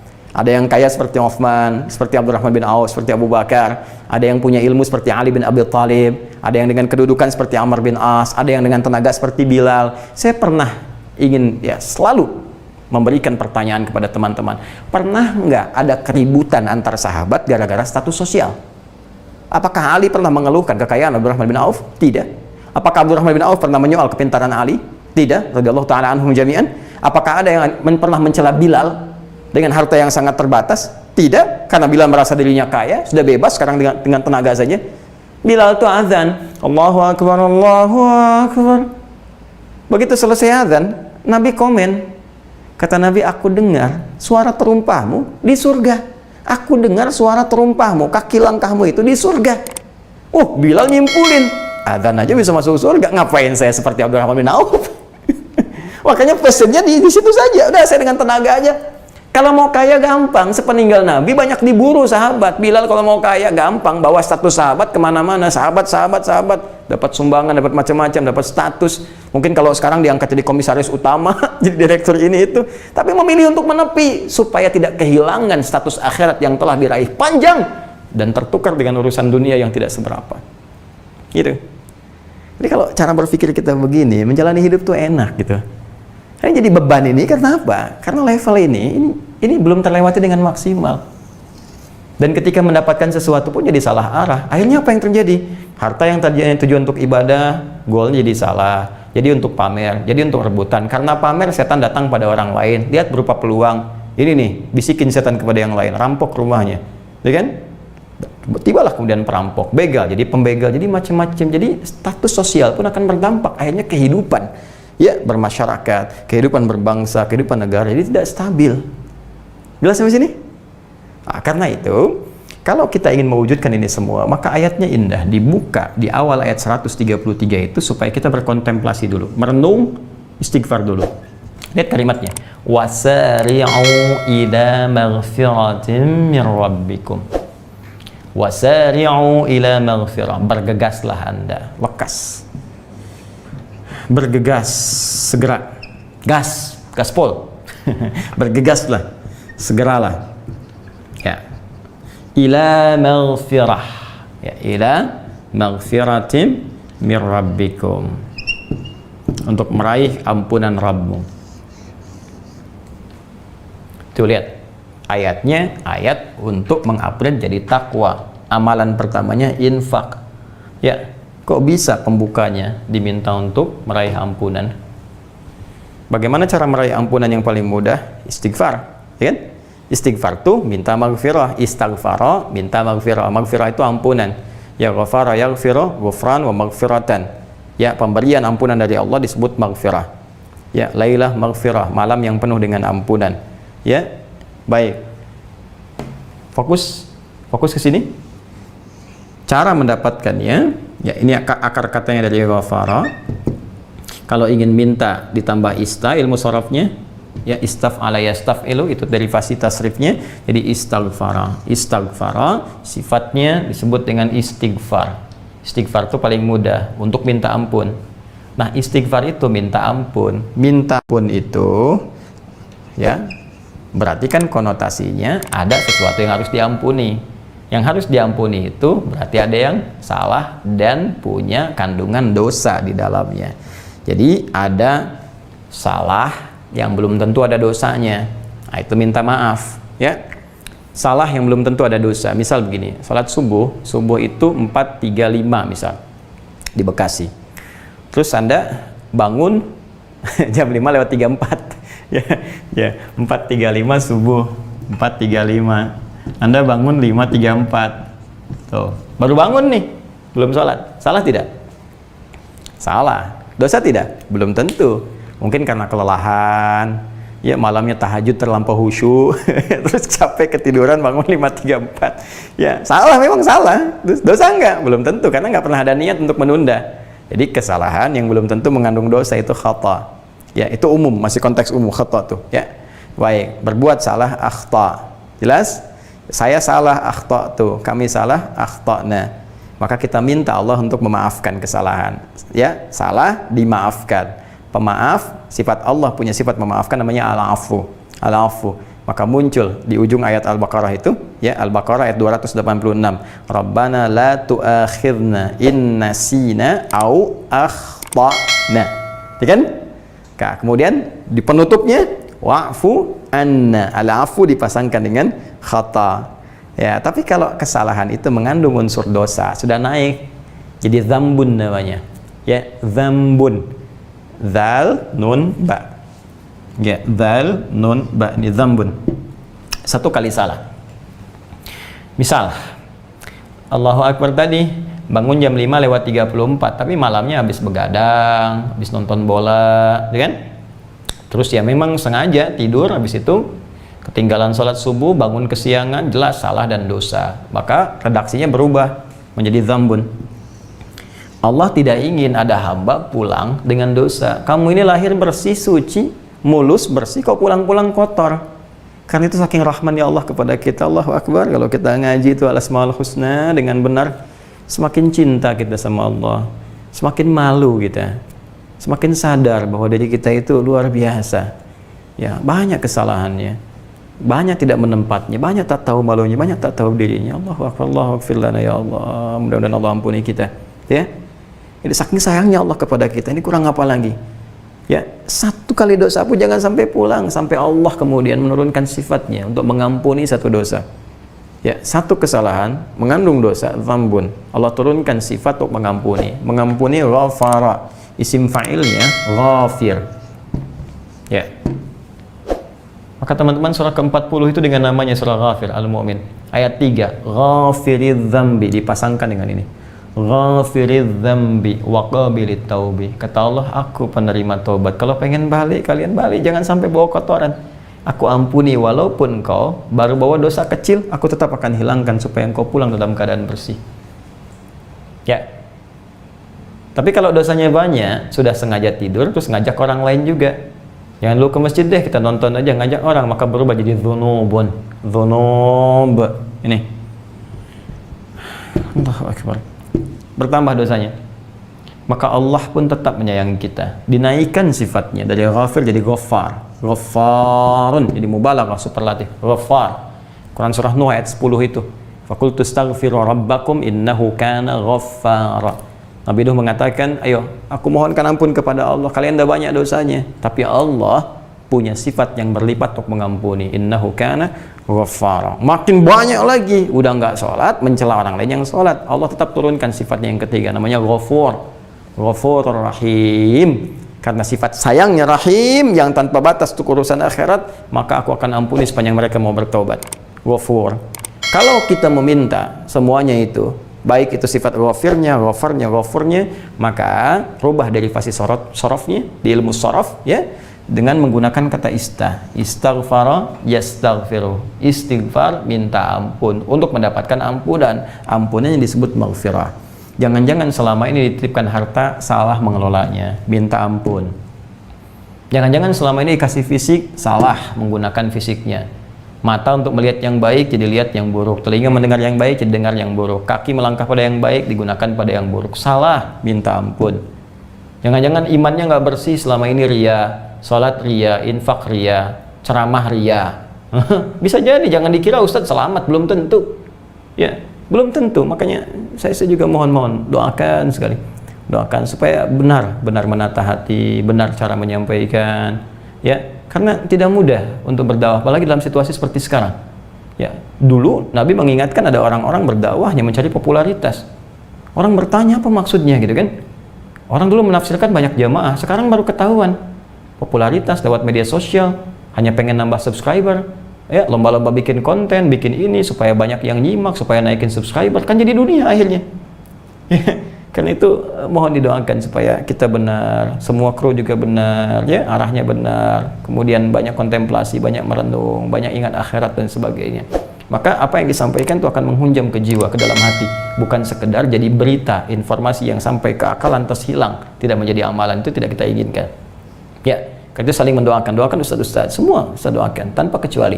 Ya, diberikan petunjuk oleh Allah, disayang oleh Allah, diikhlaskan hatinya dan sebagainya, dan dibeningkan dalam setiap apa yang menjadi uraian dan paparannya. Kembali ke sini teman-teman sekalian. Nah, ini maghfirah. Jadi sebelum kita memulai untuk amalan ini, karena ini amalan puncak nih, dalam konteks mengupgrade ya, mengupgrade ke sini. Nah, kita belum bicara yang lainnya. Di antara amalan hati, fisik, harta menempati posisi tinggi.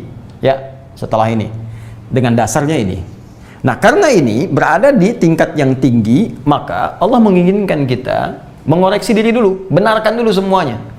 Caranya, orientasi dan sebagainya. Istighfar dulu. Jangan-jangan selama ini salah langkah, salah tujuan, salah niat. Maka kejar maghfirah dulu. Minta ampun dulu, istighfar dulu. Wasari'u ila maghfirah. Dan kalimatnya menggunakan sara'a. Sara'a. Sebetulnya saya mau terangkan di serupa, tapi tak sama. Tapi malam ini penting saya bahas karena belum tentu kita hidup sampai keterangan berikutnya, gitu kan? Ya, perhatikan. Sering diterjemahkan serupa. Ya, sara'a dengan kata sa'a. Coba Anda bandingkan dengan Quran surah ke-62 Al-Jumu'ah. Ya, Quran surah Al-Jumu'ah. Mohon izin saya hapus dulu. Bismillah.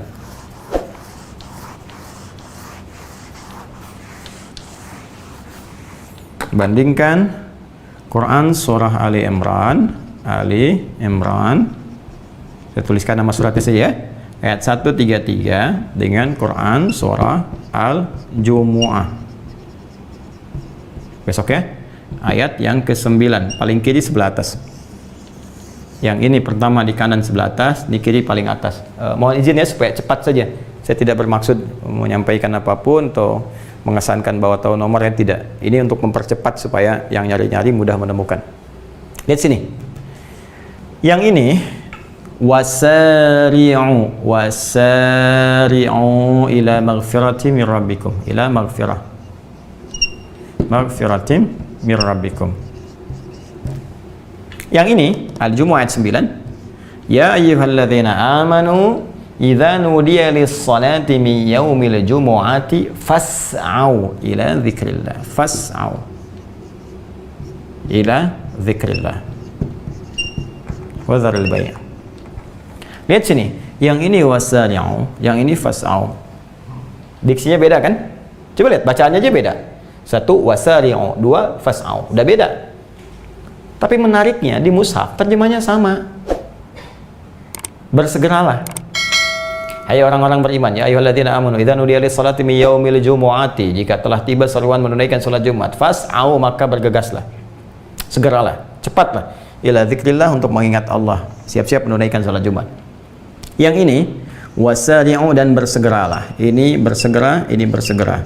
Sekarang kalau katanya berbeda, kenapa terjemahannya sama? Kalau terjemahannya sama, kenapa katanya beda? Perhatikan sini teman-teman. Inilah pentingnya kita memahami kedalaman dalam gramatikal bahasa Arab, sehingga kita bisa selain meningkatkan keyakinan kepada Allah bahwa Al-Quran itu benar berupa firman Allah, bukan karya manusia, bukan buatan manusia, sekaligus kita bisa mendalami wawasan Al-Quran yang luar biasa luasnya, dan indah kita mendapatkan hikmahnya. Perhatikan baik-baik. Sara'a itu sifat bersegera tanpa perlu menggunakan banyak persiapan. Bahkan kalau bisa, nggak usah banyak mikir, langsung kerjakan. Karena itu kalau orang sekarang memerintah pengen cepat-cepat dikerjakan, ya jangan kerjakan ini dulu, itu dulu, cepat sekarang. Maka orang Arab akan mengatakan, surah ya gulam, ya, nah cepat kerjakan. Ya akhi surah, ya sedang ngapain sih? Ya bapaknya mengatakan, ya itu bilal madrasah, ya tayyib ya abi, pergi ke sekolah. Siapa? Tapi masih kerjakan ini, kerjakan itu. Bapaknya berkata, surah ya gulam, ya beli surah, anakku cepat sana, ngerjain apa lagi sih? Nah, jadi sur'a, sara'a, yasra'u, sari, sara'a, yusari'u, sari'u. Akar utamanya dari kata sara'a. Ya, dari kata sara'a begini. Sara'a yasra'u, ya sur'atan sifatnya, isra' kata perintahnya, tambah alif, ya mufa'alah, jadi sara'a yusari'u. Artinya sifat bergegas dengan tanpa diiringi persiapan-persiapan macam-macam lagi. Artinya sifat menuntut kesegeraan dengan cepat. Sebaliknya, is'au dari kata sa'a yas'a, is'a ini menunjukkan sifat bersegera, bergegas, tapi masih memungkinkan kita menyiapkan diri dengan sempurna untuk mengerjakan apa yang ingin dilakukan. Ya, kalau yang ini masih ada persiapan, bersegera tapi siap-siap dulu. Ya, makanya kesiapannya itu disampaikan dalam jangka waktu yang masih ada jeda cukup panjang. Ya, lihat baik-baik, indah sekali. Ketika ayat ini turun, fas'au ila dzikrillah, cepat-cepat kamu merespon seruan Allah untuk menunaikan sholat Jumat. Tapi bagaimana petunjuk Nabi mengerjakannya? Hei, bukan berarti menunggu sampai adzan tiba kamu berangkat. Kata Nabi, mandi dulu, pakai wewangian, kejar saf pertama sebelum khatib naik. Bisa nggak kebayang teman-teman sekalian? Adzan zuhurnya misal 11.44, ya, terus Anda mesti mandi dulu, sunnah muakkadahnya, pakai wangian dulu. Kira-kira jam berapa Anda siap-siapnya? Minimal kan jam 11. Bisa mandi, pakai wangian, datang lebih awal, tahiyatul masjid. Jumatnya belum mulai, ya. Jadi jangan diartikan tunggu adzan baru datang, tidak. Ada persiapan di sini, itulah keindahannya. Jadi sebelum menunaikan sholat Jumat, karena ini luar biasa, ada jedanya, ada persiapannya, bahkan kalau perlu rencanakan sepekan sebelumnya. Jumat besok akan ada tanggal sekian, saya siap-siap, baju disiapkan, gantungkan, istri sudah menyiapkan setrika, siapkan wewangiannya. Ya, sebelum Jumat, bikin alarm, sampaikan pada suaminya, sayang, bentar lagi Jumat, hari baik, papa perwakilan keluarga ke masjid ya pak, baju udah siap, parfum siap, semuanya. Tolong pak, nanti saat khatib duduk di antara dua khutbah, berdoa ya Pak untuk keluarga kita, semoga Allah berkahi, semua rezekinya halal, kita diberikan kemudahan dalam situasi yang kita alami saat ini, kita dikumpulkan lagi di surga, keluarga kita didamaikan, hidup nyaman, mama dan keluarga titip ya Pak ya, semuanya kita saling mendoakan. Indah. Coba selama ini apa yang dikerjakan dalam Jumat? Tasawuf. Tapi kalau mau tobat, gak usah banyak persiapan. Apalagi yang salahnya siang merencanakan malam, ya belum tentu nyampe, Joni. Anda salah siang, pengen tobat saat tahajud, begitu asar meninggal, kapan tobatnya?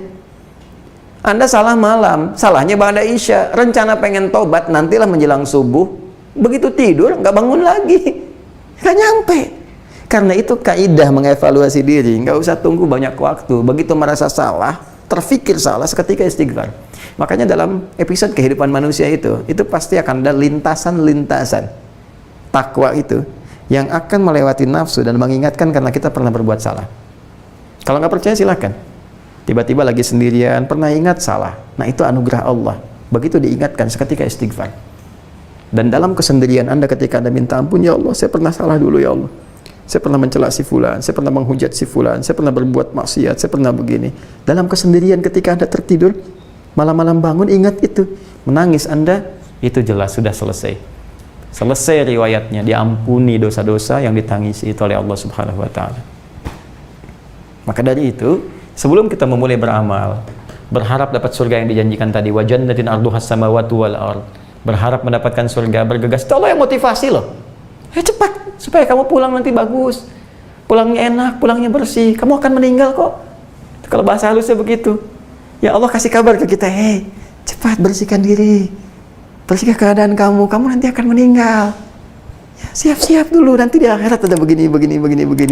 Buktinya telah banyak kok. Kalau nggak percaya, coba lihat sekitaran kita. Kan banyak yang meninggal. Bahkan Anda yang nyolatin duluan. Bahkan Anda yang mengantar ke alam kubur. Besok-besok kan bisa jadi Anda. Ya, bisa jadi kita. Saya, Anda, kita. Bisa pulang. Kalau Allah sudah tampakkan dalam kehidupan dunia, belum yakin juga. Mau sampai kapan kita merasa yakin? Karena itu kata Allah, cepat siap-siap. Ya aku siapkan ini. Kalau nggak percaya, ya kamu kerjakan aja dulu. Kerjakan dulu. Toh nanti nggak ada ruginya ketika pulang kamu lihat juga. Nggak ada ruginya ya kan? Semua akan pulang. Semua akan kembali. Dan di situ kita akan dihisab oleh Allah Subhanahu wa taala. Kalau kita sudah mengevaluasi diri, malam-malam ini kita lihat. Coba malam ini kita merenung ya. Ajak keluarga, dudukan dengan baik supaya teratur ya, supaya benar, teratur, ngobrol. Ma, Pa, berapa banyak sih aset kita selama ini? Terus luruskan cara berpikirnya, bikin kurikulum kehidupan. Kita ini nanti kalau pulang ingin mendapatkan surga rahmat Allah, caranya mau seperti apa? Papa coba dilihat, Pak, titipan Allah apa nih ke Papa? Oh ternyata Papa kedudukan, Pak.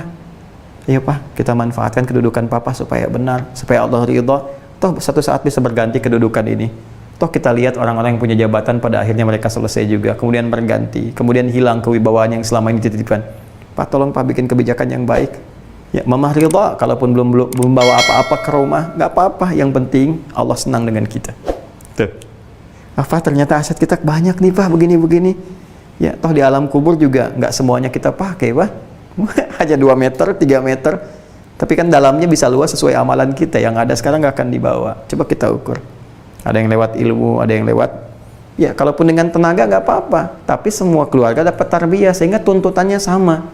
Nah ini yang satu pengen tenaga, yang istri pengen kaya, yang nggak akan nyambung. Duduk dulu dua-duanya, pikirkan. Setelah itu istighfar. Setelah istighfar, yang akan muncul kelapangan hati. Begitu hati telah lapang, nanti Allah berikan taufik. Dari taufik itulah ada bimbingan untuk menata jalan kehidupan lebih baik. Begitu caranya. Jelas ya? Nah, jadi ini di puncak ayat yang ketiga, wa mimma razaqnahum yunfiqun, dengan infak itu nanti menjadi instrumen takwanya meningkat pada bagian yang ketiga. Kemudian janji pahalanya pun meningkat. Setelah itu pemberian akhiratnya pun tidak sama dengan yang biasa-biasa.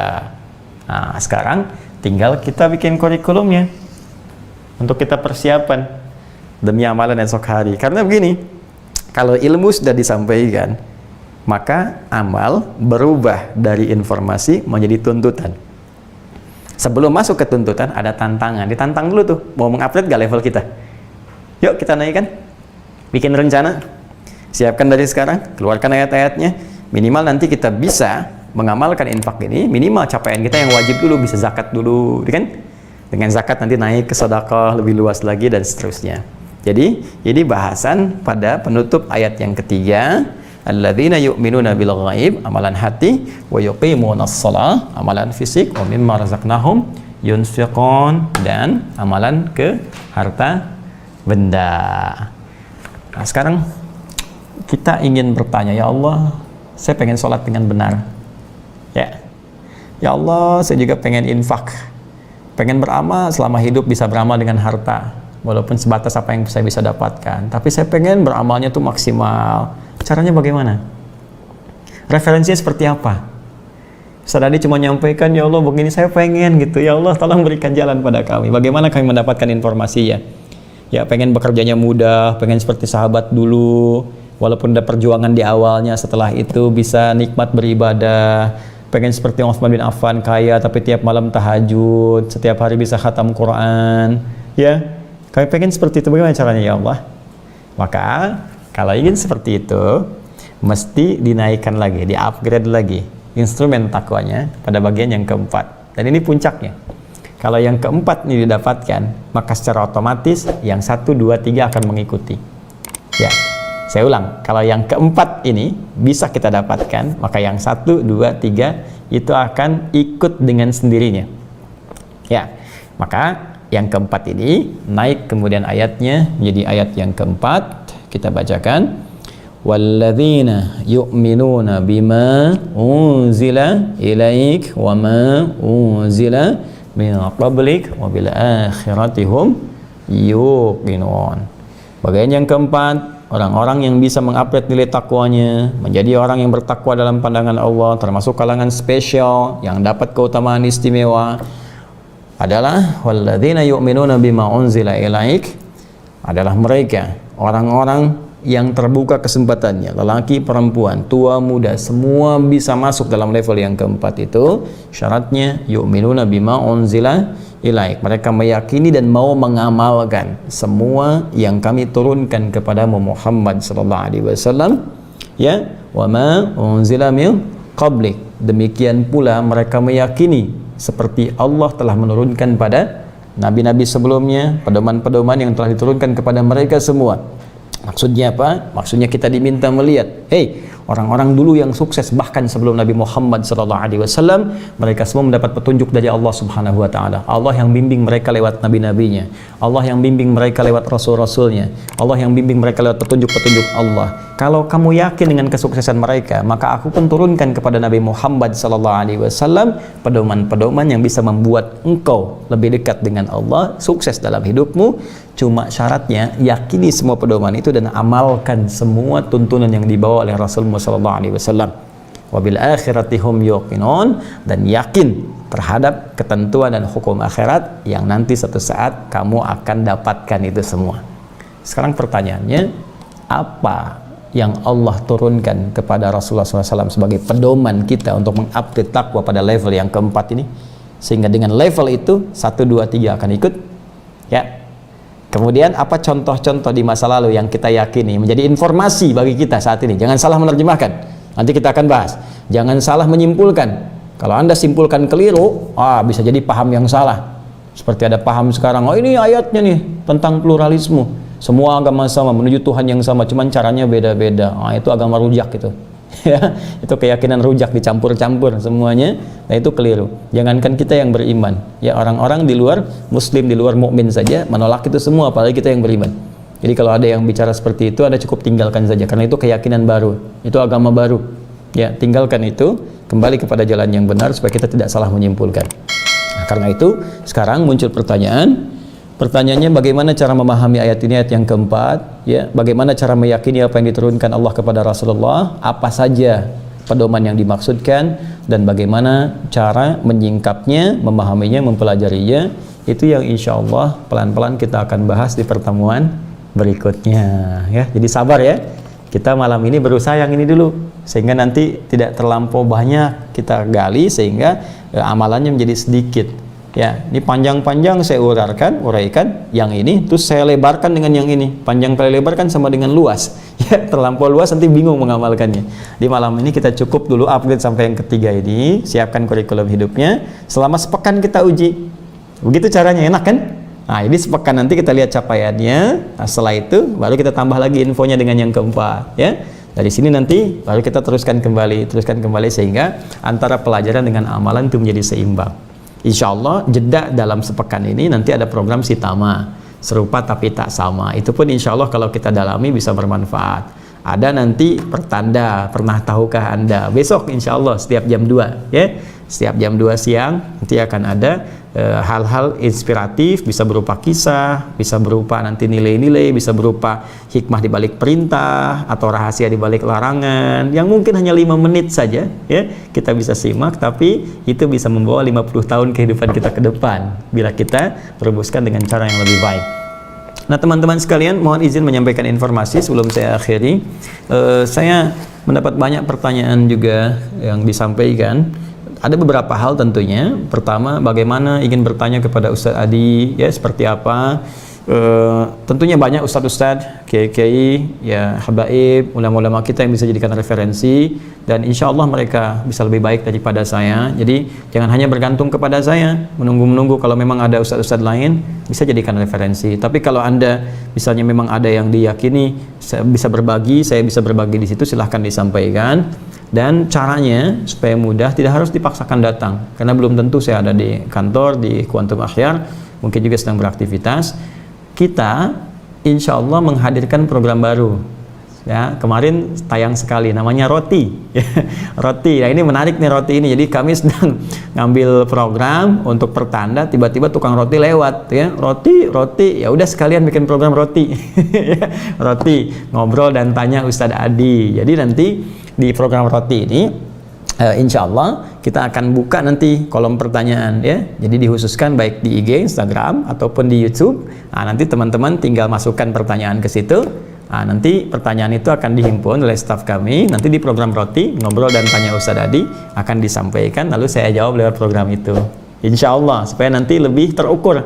Ya, mudah-mudahan tiap hari nanti bisa tayang, sehingga pertanyaan-pertanyaan itu bisa cepat kemudian kita carikan solusi. Kalau tidak tahu saya akan katakan Wallahu a'lam ya. Jadi jangan sampai semua harus tahu gitu kan, enggak. Ya, tidak ya, Google saya bisa nanya gitu apalagi kita ya. Jadi teman-teman sekalian, nah di situ program Roti ngobrol bersama Ustadz Adi. Kemudian kita yang kedua ada ini mushaf update terakhir. Bersabar ya teman-teman sekalian, sabar sekali karena kami pun berusaha maksimal. Ya, saya terbiasa dengan riset. Jadi saya bukan orang yang menyampaikan sesuatu langsung kerjakan, tidak. Saya riset dulu. Riset dulu, ini nanti manfaatnya apa, apakah ada manfaat atau tidak, luas atau sempit, terbatas atau terbuka, gimana caranya. Jadi ini update dari percetakan. Ini insya Allah untuk cetak ini ya, dari semua, ini kan panjang ini teman-teman sekalian, juz 1 sampai juz 30. Juz 1 aja ini seperti ini karena per lembar kita buat ya, per lembar dihimpun jadi begini ya, jadi eksklusif ininya. Ini kalau diangkat beratnya bisa 5 kilo, tapi kalau udah masuk ke dalam hati kita, wah gampang dibawa kemana-mana insya Allah. Nah, ini santai nanti ya. Nah, ini sudah jadi nih cetaknya sampai juz 30, tinggal perbanyak, kemudian finishing yang butuh waktu. Insya Allah target kami ini dalam waktu ke depan di bulan ini kita selesai nanti 2000 ya, doakan. Kemudian nanti selanjutnya 4000 saja, 4000. Jadi nanti ada 10.000 tahap pertama kita selesaikan. Nah, nanti insya Allah di akhir bulan saya infokan ya, jadi bersabar ya. Saya sering diperlihatkan oleh teman-teman atau saya lihat juga sendiri, kapan Ustadz, bagaimana cara dapatnya? Sebentar, tunggu dulu, sabar ya. Nanti kita produksi dulu, sudah ada kami sampaikan. Dan saya sekali lagi berkomitmen, saya tidak ingin Anda sekedar mendapatkan ini, tapi kami akan buat sebuah sistem yang dengan itu ya kita disupport untuk mau mengamalkan ya apa yang kita dapatkan ini nanti insya Allah. Maksudnya apa? Saya akan bikin sistem yang memaksa kita itu menghafal, bukan sekedar jadi koleksi. Saya nggak pengen jadi koleksi. Ini bukan untuk koleksi ya, bukan untuk koleksi, tapi untuk bekal akhirat kita supaya bisa dibawa pulang. Jadi kami telah siapkan, ada tim teman-teman, ada 40 musyrik pembimbing. Kita bikin sistem, ada teman-teman yang di bagian aplikasinya, teman-teman di bagian komputerisasinya, ada, insya Allah kita siapkan. Tempatnya juga kita siapkan khusus. Jadi nanti begitu ini dibagikan, teman-teman mendaftar, terus nanti ada formulir, nanti ada juga sistem pengawasannya. Ya, nanti saya launchingkan insya Allah ya program terbukanya. Jadi semua nanti yang dapatkan ini masuk ke sistem kita. Nah, di situ nanti kemudian kita data, nanti ada jadwal setoran, jadwal tahsin, jadwal tajwid, ya. Dan ini insya Allah kita bisa berlangsung online. Jadi teman-teman dimanapun, begitu akan setoran nanti ada tuh, dan ada formnya, ya. Jadi kalau ada setoran sehari nggak setoran, nah itu nanti ada pengingat tuh, ya. Nanti ada form. Kenapa nggak setoran? Kalau perempuan misalnya datang bulan, checklist, nanti ada waktu lagi yang lain. Karena ada target. Laki-laki nggak usah cari celah. Perempuan datang bulan, laki-laki datang matahari misalnya, nggak ada. Pokoknya ada form. Jadi nanti targetnya selesai dalam setahun, kita ada target, nanti kita bimbing. Ini paling maksimal setahun setengah selesai 30 juz. Karena santai. Ya, kalau mau cepat 30 hari, nanti ikut yang lain. Nanti form itu diatur selama 1,5 tahun. Ya, paling cepat setahun ada untuk percepatan. Selanjutnya nanti kalau bagus ada upgrade lagi untuk ke nomor. Jadi dari setoran itu akan disusun. Nanti saya tunjukkan ya. Karena ada buku penyerta dari sini. Setelah selesai, baru kemudian nanti ada wisuda. Ya, insya Allah. Dan semua insya Allah dapat sertifikat, dapat ijazah, dan mudah-mudahan Allah ridha. Itu saja. Jadi bersabar. Akhir bulan.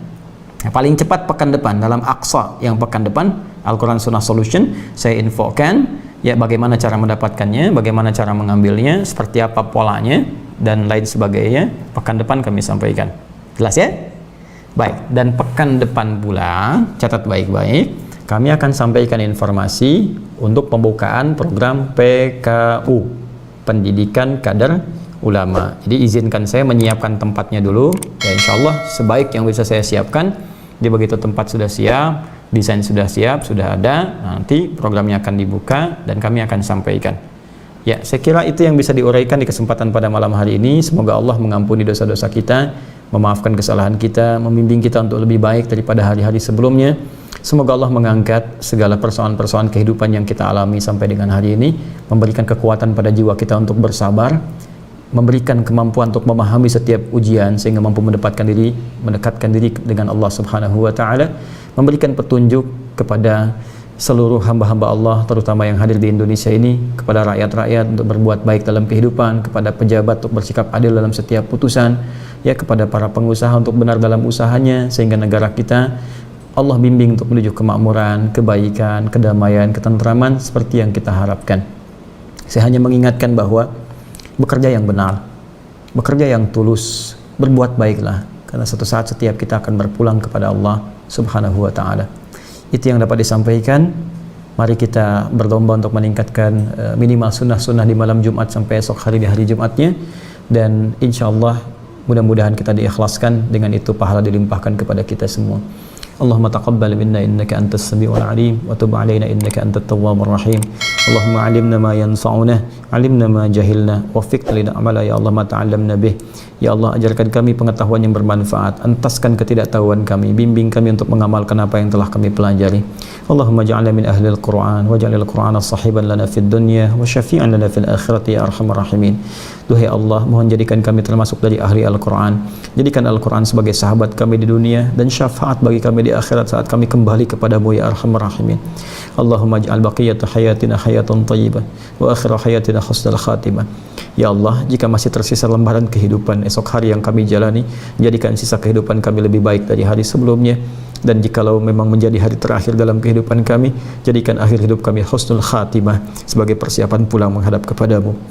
Allahumma ighfir lana waghfir ya Allah ikhwanana alladhina sabaquna bil iman la taj'al fi qulubina ghillan lil ladzina amanu.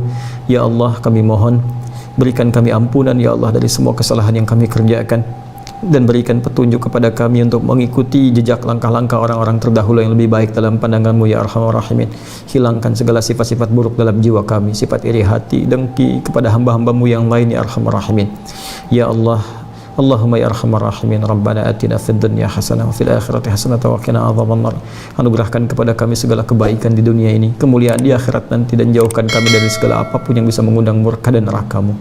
Bifadlika subhana rabbika rabbil izzati amma yasifun wa salamun alal mursalin wa akhiru da'wana subhanaka Allahumma wa bihamdika asyhadu an la ilaha illa anta nastaghfiruka wa natubu ilaik walhamdulillahi rabbil alamin. Thumma assalamu alaikum warahmatullahi wabarakatuh.